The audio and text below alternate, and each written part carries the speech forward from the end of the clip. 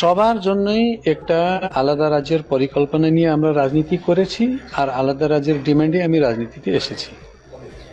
আর বিজেপিতে আমি আসলাম এই জন্য যে বিজেপি আমাকে প্রতিশ্রুতি দিয়েছে যে আপনাদের যে ডিমান্ড আছে এটা আমরা পূরণ করব। ঠিক আছে, তো পর ওই আশায় আমরা 15 বছর ধরে 3টা এমপি এখান থেকে জেতায় পাঠাইলাম। কিন্তু যত সাংসদ বাইরে থেকে আসেন সবাই আমাদের ইস্যুর মধ্যে ওই ঢাকনার কাজ করেছে।